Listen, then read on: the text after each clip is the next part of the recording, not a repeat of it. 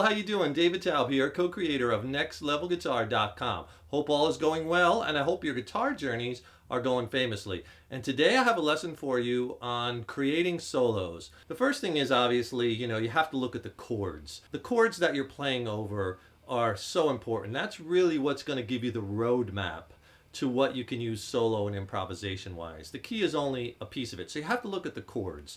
The other thing is I wanted to think about what kind of mood I wanted to create. The rhythm track is in the key of D minor. It's going from that D minor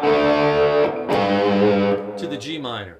And the chords are moving a little quick, so there's not tons of time on each chord, but enough to where I wanted to kind of target certain notes in those changes to really make a strong solo statement. I decided to use the natural minor scale for quite a bit of the solo, D natural minor. Let me show you a couple shapes for that scale that I was using. So off the 10th fret, low E string D, there's a great shape for natural minor or Aeolian mode.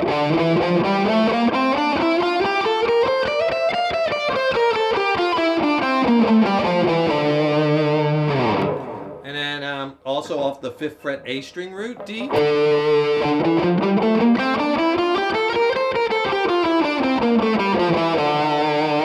hey, if you want to see these scales diagrammed out over the entire neck, I got a great resource for you. I can really help you with that. Click on that link in the YouTube description box and I'll send you a free video lesson and a free ebook where I diagram out like 29 scales. I teach all about modal playing, all kinds of stuff on pentatonic scales, major and minor soloing. It's just packed soloing strategy. And it's all for free too. Free video lesson, free ebook. Just click on that link. I'm moving around the neck, getting different sounds, right? Lots of vibrato. Not just playing notes, but I'm throwing in other things to create interest. In this instance, I was playing off the back pickup, the bridge pickup. I'll switch the neck, just give it a little different sound. And I love the sounds of neck pickups, especially on this guitar. So what I did there was I played a G minor 7th arpeggio. And it works nice because it's over the G part of the song, the G minor. And I'll play that arpeggio slow. Basically, it's just a minor 7th, which is a root, flat 3rd, 5th, and flat 7th, right? Like a minor 7th chord. I'm playing, that's all an arpeggio is the notes of a chord played separately. And I started it on the F, and I just repeat it.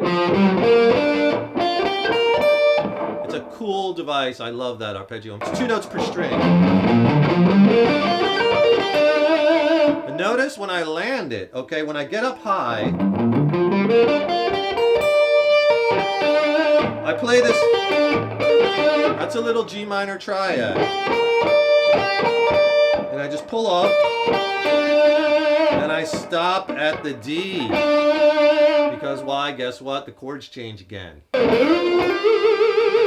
Now, if you got a second, please subscribe to the channel. Subscribing to the channel, that really helps us to keep the content coming. Put a comment in the comment box below. Let us know what type of lessons you'd like to see in the future, what kind of gear you'd like reviewed, and what you'd like to learn. And if you like the video, give it a thumbs up. Click the like button. That really helps us, and we so appreciate it. Then what I do is I move back up here into D natural minor, and I land on a G note.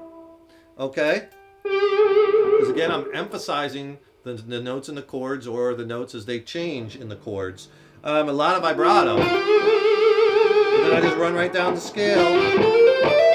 And then what I do is I do a descending line like this. And then what I'm doing there is I'm playing the scale on one string and descending it. And that's another cool device. Because again, I wanted to create some movement in the solo, because I was doing this low note arpeggio thing, and then I did this vibrato thing, and now I wanted to kind of descend and kind of create play something a little flashy, right, with some speed.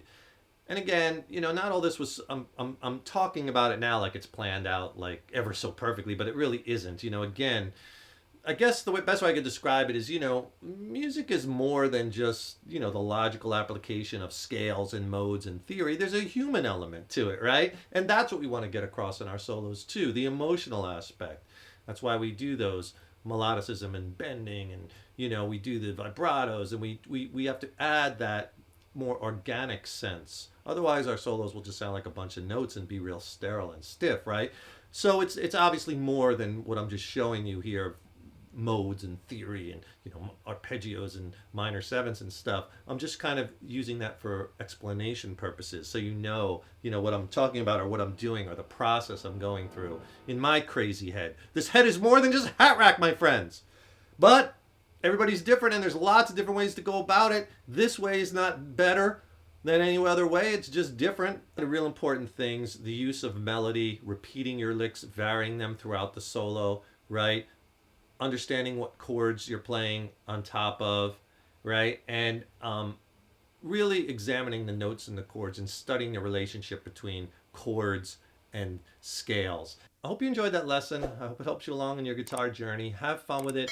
Remember, if you get a chance, please subscribe to the channel and get that ebook and free video lesson. Just click on that link below. Stay tuned for more videos, more content. Got lots more stuff coming. And remember, your guitar playing is an evolution. Rock on.